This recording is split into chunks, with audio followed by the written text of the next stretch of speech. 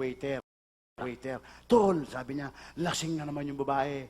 Huh? Dating gawi. Dating gawin. Ginahasa uli to. Na naman? Ginahasa. Oh. 7 lalaki uli ang nagdaan sa kanya.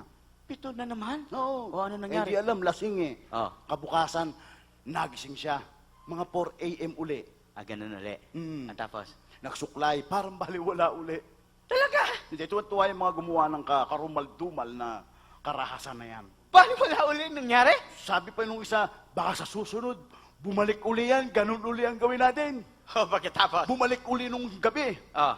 Pagkatapos, sabi nung isa, alukin mo na ng whiskey, para malasing na yan.